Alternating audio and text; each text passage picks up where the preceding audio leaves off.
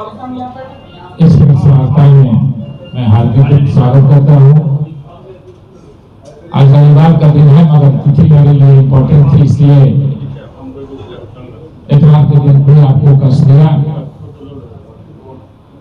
आज की मेरी प्रेस वार्ता मेरे राजनीतिक जीवन की एक महत्वपूर्ण घोषणा करनी है मुझको, इसलिए मैंने आपको यहाँ आमंत्रित किया है। मैंने फैसला किया है कि अब जीवन में मैं कभी लोकसभा या विधानसभा का चुनाव नहीं लड़ूंगा। इसका ये मतलब नहीं है कि मैं किसी दूसरी पार्टी में जा रहा हूं या किसी दूसरी पार्टी से चुनाव लड़ूंगा।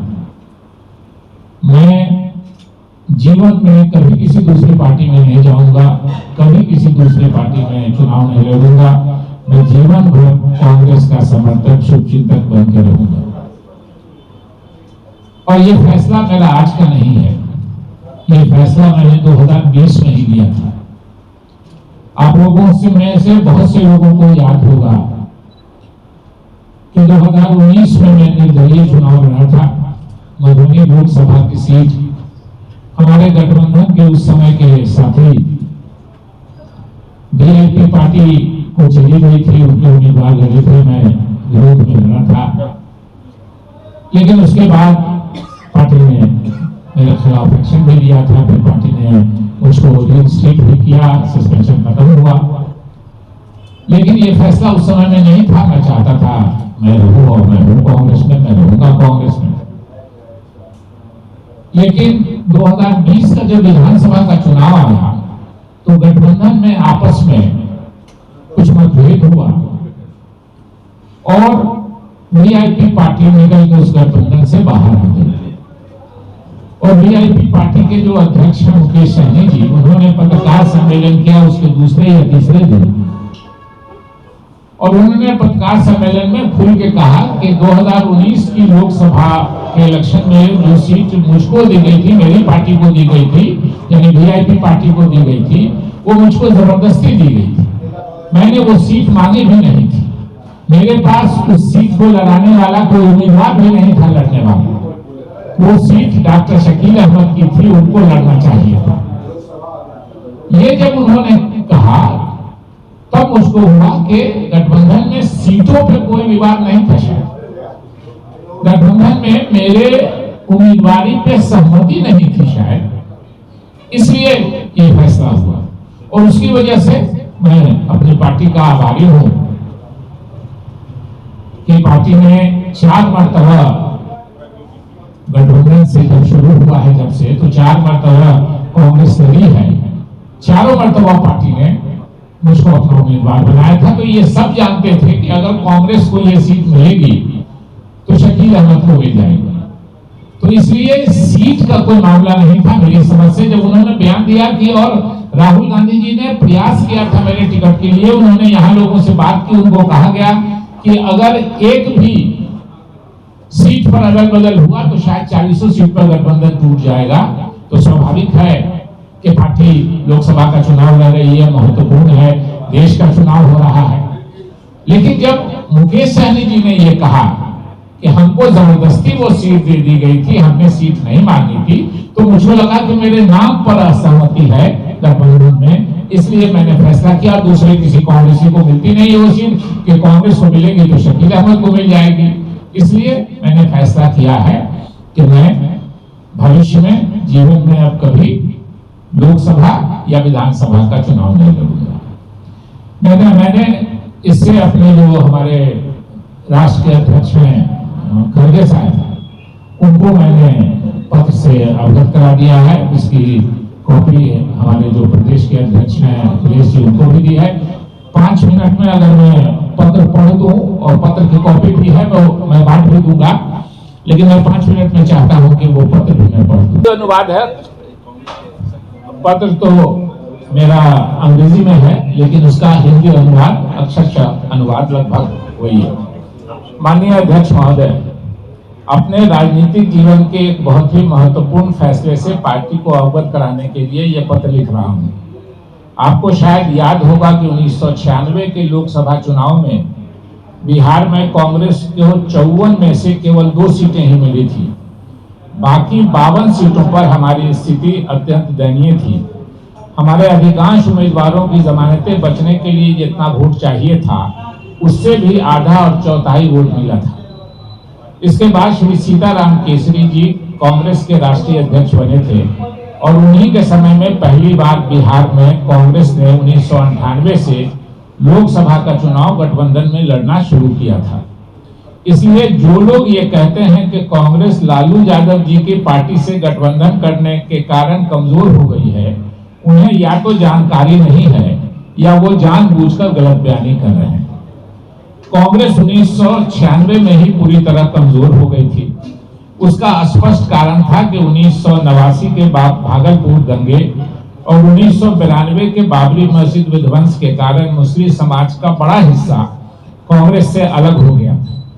फिर 1995 के विधानसभा चुनाव में लालू जी की पार्टी के दोबारा जीतने से ऐसे मतदाता आगरे जो लालू जी की राजनीति को पसंद नहीं करते थे, उनको लगा कि कांग्रेस लालू जी की पार्टी को नहीं हरा सकती है, इसलिए निराश होकर उनमें से अधिकांश भारतीय जनता पार्टी की तरफ चले गए।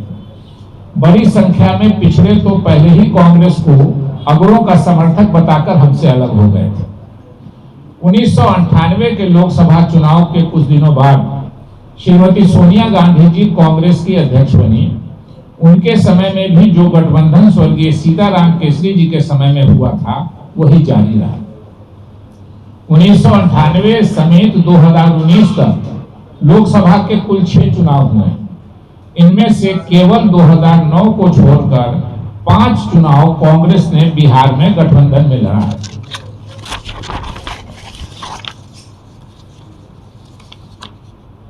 गठबंधन में हुए इन 5 चुनावों में मधुबनी लोकसभा सीट कांग्रेस को 3 बार और गठबंधन के अन्य दलों को 2 बार मिली। जिन 3 अवसरों पर मधुबनी लोकसभा सीट कांग्रेस को मिली वो 1998, 1999 और 2004 के चुनाव थे।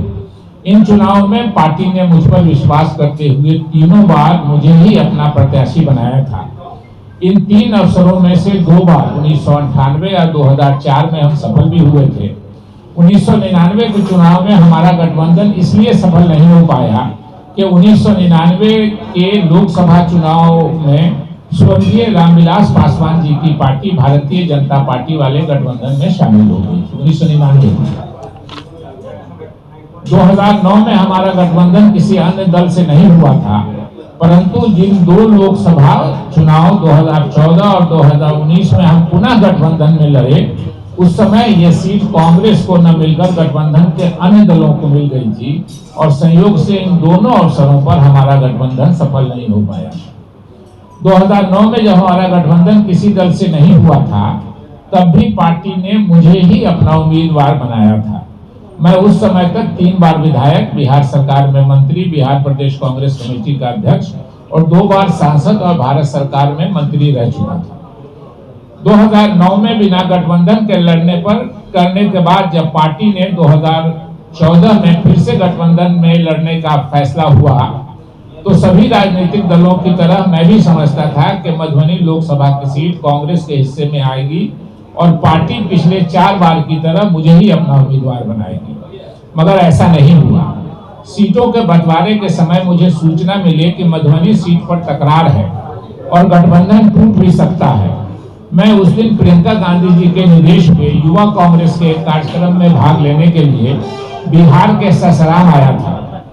पूरे देश में एक आहट थी कि भाजपा आ सकती है, इसलिए हमारे गठबंधन के लिए एक-एक सीट जीतना आवश्यक है। यही सोचकर मैंने ससराम से ही बयान दिया कि जब देश पर सांप्रदायिक शक्तियों के शासन का खतरा हो तो व्यक्तिगत स्वार्थ कोई मायने नहीं रख सकता है। मेरी सीट के लिए गठबंधन तोड़ने की कोई आवश्यकता नहीं है। गठबंधन जिसे चाहे मधुबनी की सीट दे दे। इस बात का सत्यापन उस समय के प्रदेश कांग्रेस अध्यक्ष और वर्तमान में जदयू नेता एवं मंत्री श्री अशोक चौधरी जी भी करेंगे, क्योंकि मेरे बयान के बाद उन्होंने फोन करके मेरे बयान की सच्चाई जानना चाहे थे। 2014 में मधुबनी की सीट कांग्रेस के स्थान पर हमारे एक दूसरे सहयोगी दल को मिल गई, परंतु दुर्भाग्य से हमारा गठबंधन सफल नहीं हो पाया। 2019 के चुनाव आए और मालूम हुआ कि 2009 और 2014 का चुनाव हारने के बाद कांग्रेस के अलावा गठबंधन में कोई भी दल मधुबनी की सीट लेने को तैयार नहीं है, तो मैं आशान्वित हुआ कि मधुबनी की सीट कांग्रेस को मिलेगी और पार्टी मुझे अपना प्रत्याशी बनाएगी। परंतु जब सीटों की घोषणा हुई तो मधुबनी लोकसभा सीट हमारे गठबंधन के नए नए आए वीआईपी पार्टी के हिस्से में चली गई। मुझे दुख हुआ और मैंने निर्दलीय लड़ने का फैसला किया और लड़ा भी। परंतु मुझे इस बात का हमेशा संतोष रहेगा कि अपने नामांकन की सभा को संबोधित करते हुए मैंने वादा किया था कि सोनिया गांधी जी, डॉक्टर मनमोहन सिंह जी, राहुल गांधी जी तथा गठबंधन के किसी नेता के खिलाफ एक शब्द भी नहीं बोलूंगा। वो पूरी तरह निभा पाया। यह वीडियो मैंने एक बार डॉक्टर मनमोहन सिंह जी को दिखाया भी था और इस वीडियो के साथ एक ट्वीट भी किया था। मेरे मुख्य चुनाव कार्यालय पर सिर्फ 2 नेताओं की तस्वीर थी, जिसमें एक स्वर्गीय इंदिरा गांधी जी और दूसरी स्वर्गीय राजीव गांधी जी की तस्वीर नहीं थी। यही नहीं, अपने अधिकांश भाषणों में मैंने राहुल गांधी जी को धन्यवाद दिया कि उन्होंने मेरे टिकट की कोशिश की, मगर मेरी जानकारी में उनको बताया गया कि एक सीट भी अदलने बदलने पर 40 सीट पर गठबंधन टूट सकता है। स्वाभाविक रूप से पार्टी ने मेरे चुनाव लड़ने के फैसले को सही नहीं माना। मैंने 16 अप्रैल को नामांकन किया था और चुनाव की पूर्व संध्या 5 मई 2019 को पार्टी ने मुझे निलंबित कर दिया। मैंने पार्टी के निर्णय के खिलाफ कुछ नहीं कहा, मगर चुनाव खत्म होने के बाद 2 महीने विदेश में बिताकर जब मैं भारत वापस लौटा तो 5 सितंबर 1919 को उस समय की कांग्रेस अध्यक्ष श्रीमती सोनिया गांधी जी से मिला और मैंने उन्हें अपने निर्दलीय चुनाव लड़ने की पृष्ठभूमि बताई। श्रीमती सोनिया गांधी जी से 24-25 मिनट की अपनी भेंट में मैंने सोनिया जी को यह भी बताया कि चुनाव के अधिकांश भाषणों में मैंने ये कहा था कि चुनाव जीतने के बाद मैं कांग्रेस का ही सांसद रहूंगा। उसका कारण ये था कि मेरे क्षेत्र के लगभग 95% कांग्रेसी मेरा समर्थन कर रहे थे। हर कांग्रेसी को लग रहा था कि नए नए गठबंधन में आए दल को मधुबनी की सीट देना कांग्रेस का अपमान है। एक निर्दलीय होकर चुनाव एक आकलन के हैसियत से मैं लड़ा था। कुछ हद तक हमारा आकलन सफल भी हुआ। जब 2009 में के चुनाव में मैं सांसद और मंत्री के रूप में लड़ा था, उससे निर्दलीय लड़ने में मुझे 20,000 से अधिक मत मिले थे, जबकि गठबंधन में दलों की संख्या पहले से अधिक बढ़ने के बाद भी गठबंधन के उम्मीदवार का वोट कम हो गया था। मेरे वोट इस तथ्य के बाद भी बढ़े थे कि पिछले 10 वर्षों से न मैं विधायक था न सांसद। यही नहीं, 2 विधानसभा क्षेत्र, एक बिस्फी जिससे मैं विधायक रहा था, मुझे वहां गठबंधन के उम्मीदवार से 10,000 वोट की लीड थी, और दूसरा हरलाखी जहां से मेरे पिताजी विधायक हुआ करते थे, वहां मुझे गठबंधन के उम्मीदवार से क्या हुआ यार माइक देखिए से 8,000 वोटों की लीड थी।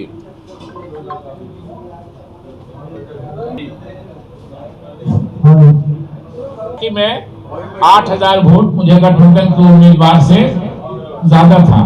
परंतु जो भाजपा 2009 का चुनाव 10,000 से और 2014 का चुनाव 20,000 वोटों से जीती थी, उसके बिल्कुल नए उम्मीदवार को 2009 के 1,64,000 वोट के मुकाबले 6,000 वोट मिल गया था।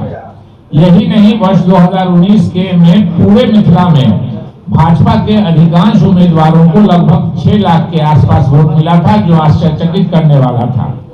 2009 के अगर मेरे और गठबंधन के वोटों को एक साथ जोड़ दिया जाता तो भाजपा 1 लाख से अधिक वोटों से हारती, परंतु 2019 में मेरा और गठबंधन के वोट को जोड़ने के बाद भी भाजपा को 3,23,000 वोटों की लीड थी। 1,64,000 था 2009 में, उससे बढ़ के हो गया 6 लाख, लगभग 5,95,000।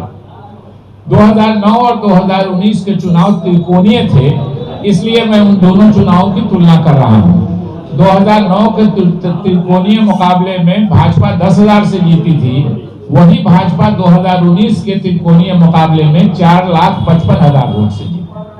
फिर पार्टी ने विधानसभा के ठीक पहले 26 अगस्त 2020 को मेरा निलंबन वापस किया और मैंने बिहार विधानसभा के चुनाव में कांग्रेस तथा अन्य गठबंधन दलों का प्रचार भी किया।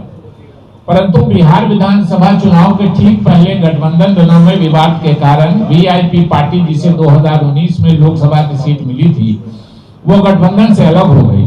गठबंधन से अलग होने के बाद वीआईपी पार्टी के अध्यक्ष श्री मुकेश सहनी जी ने एक प्रेस वार्ता कर कहा था कि 2019 के लोकसभा के चुनाव में मधुबनी की सीट मुझे जबरदस्ती दी गई, जबकि मेरे पास उस सीट के लिए कोई उम्मीदवार भी नहीं था। वह सीट डॉक्टर शकील अहमद साहब की थी, उनको ही वहां से लड़ना चाहिए था।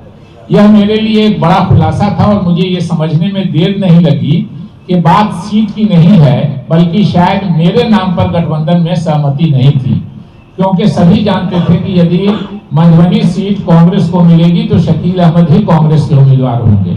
मैं कांग्रेस के अपने सभी साथियों का आभारी हूं कि 1998 से 2019 लगभग 21 वर्षों तक मधुबनी सीट पर किसी कांग्रेसी ने आवेदन तक नहीं दिया, शायद ये सोचकर कि ये सीट शकील साहब की है। जिस दिन वीआईपी पार्टी के अध्यक्ष जी ने ये घोषणा की कि मधुबनी लोकसभा की सीट मैंने मांगी भी नहीं थी, मुझे जबरदस्ती दी गई, ये शकील साहब की सीट थी, उन्हीं को लड़ना चाहिए था, उसी दिन मैंने फैसला कर लिया कि मैं चुनावी राजनीति से अलग हो जाऊंगा।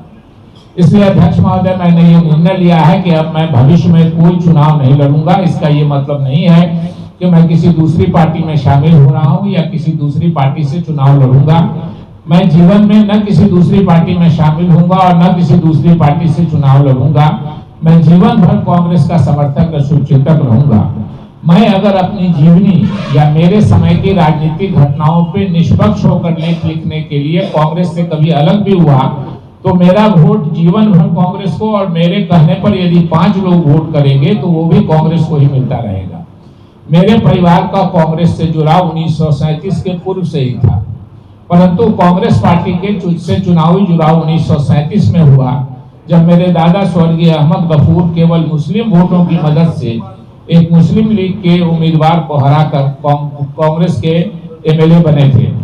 फिर 1952 से 1977 तक मेरे पिता स्वर्गीय शकूर अहमद 5 बार विधायक, 2 बार विधानसभा के उपाध्यक्ष और विभिन्न पदों पर रहे।